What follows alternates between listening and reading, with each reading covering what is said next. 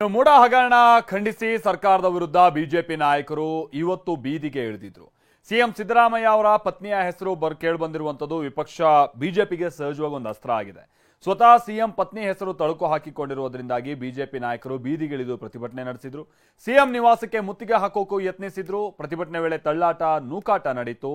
ಬೆಂಗಳೂರಿನಲ್ಲಿ ದೊಡ್ಡ ಹಂಗಾಮವೇ ಇವತ್ತು ನಡೆದೋಗಿದೆ. ಬನ್ನಿ ಇದಕ್ಕೆ ಸಂಬಂಧಪಟ್ಟ ಹಾಗಿನ ರಿಪೋರ್ಟ್ ನೋಡ್ಕೊಳ್ಳೋಣ.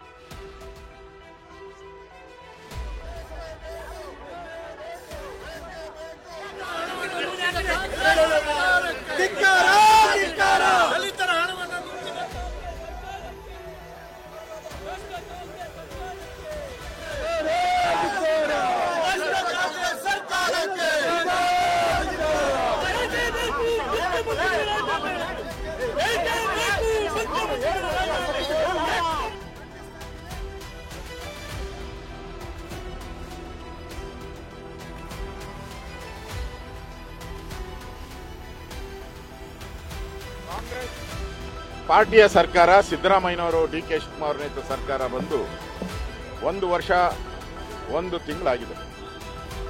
ಒಂದಾದ್ಮೇಲೆ ಒಂದು ಬ್ರಹ್ಮಾಂಡ ಭ್ರಷ್ಟಾಚಾರಗಳು ಲೂಟಿ ಮಾಡುವಂಥದ್ದಕ್ಕೆ ಹೆಬ್ಬಾಗಿಲನ್ನ ತೆಗೆದು ಲೂಟಿ ಹೊಡೆಯೋಕೆ ಸುರಂಗಗಳನ್ನ ಕೊರೆಯುವಂತ ಒಂದು ಕೆಲಸವನ್ನ ಕಾಂಗ್ರೆಸ್ ಮಾಡ್ತಾ ಇದೆ. ಯಾರೋ ಹೇಳ್ತಾ ಇದ್ರು ಕಾಂಗ್ರೆಸ್ ಅವರು, ನಾವೇ ವಾಲಂಟಿಯರ್ ಆಗಿ ರಾಜೀನಾಮೆ ಏನು ಯಾವಾಗ ಕೊಟ್ರಿ ಘಟನೆ ಆದಂತ 1 ನಿಮಿಷಕ್ಕೆ ಕೊಟ್ಟಿದ್ರೆ ನಿಮ್ದು ವಾಲಂಟ್ರಿ.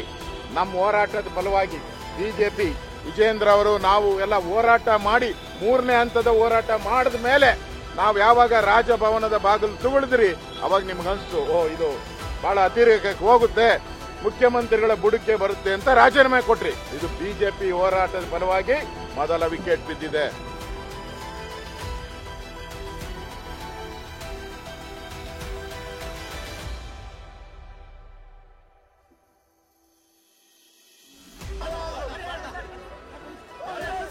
ಯಾಕೆ ಅಧಿಕಾರಿಗಳು ಸಸ್ಪೆಂಡ್ ಮಾಡಿಲ್ಲ?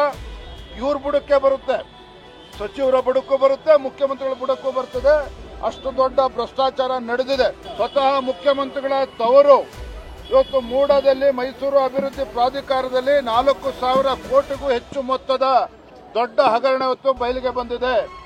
ಇವತ್ತು ಸ್ವತಃ ಬೈರ್ತಿ ಸುರೇಶ್ ಅವರು ಮೈಸೂರಿಗೆ ಹೋಗಿ ಅಧಿಕಾರಿಗಳು ಸಭೆ ನಡೆಸಿ ಅಧಿಕಾರಿಗಳನ್ನ ಸಸ್ಪೆಂಡ್ ಮಾಡೋದು ಬಿಟ್ಟು ವರ್ಗಾವಣೆ ಮಾಡಿ ಕಡತಗಳನ್ನ ಎಲ್ಲ ತಗೊಂಡು ಓಡಿ ಬಂದಿದ್ದಾರೆ ಸುರೇಶ್ ಅವರು.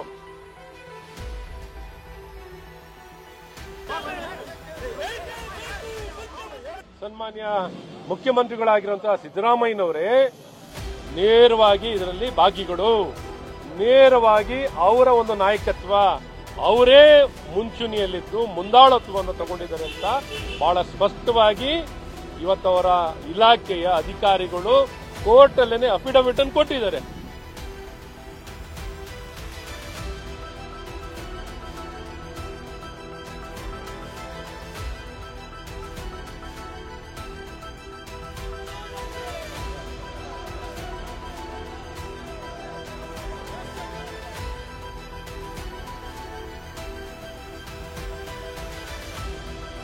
He is a law graduate. He know everything.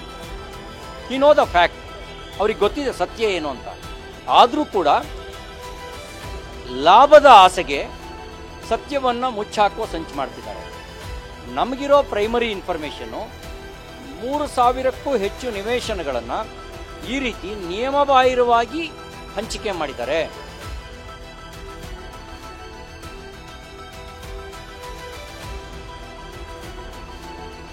ನಮ್ಮ ಜಮೀನನ್ನ ಸೈಟ್ ಮಾಡೋ ಹಂಚ್ಬಿಟ್ರು. ಹಂಚಿದ ಮೇಲೆ ನಮಗೆ ಜಮೀನೇ ಇಲ್ಲದಾಗ ಕೂಡ ಪ್ರಾಪರ್ಟಿ ಆಗೋಯ್ತು. ಅದು ಯಾರಿಗೋ ಹಂಚ್ಬಿಟ್ಟಿದ್ರು, ಅವರು ಓನರ್ ಆಗ್ಬಿಟ್ಟು ನಮ್ಗೇನು ನಮ್ಮ ಪ್ರಾಪರ್ಟಿ ಕಳ್ಕೊಬಿಡೋದ.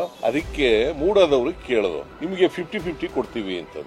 ಅಲ್ಲಿಲ್ಲ ಜಮೀನಿಲ್ಲ, ಬೇರೆ ಕಡೆ ಕೊಡ್ತೀವಿ, ಸಮಾನಾಂತರ ಜಾಗದಲ್ಲಿ ಕೊಟ್ಟಿದ್ದಾರೆ. ಅದು ಕಾನೂನು ಪ್ರಕಾರ ಮಾಡಿದ್ದಾರೆ. ತಪ್ಪದು.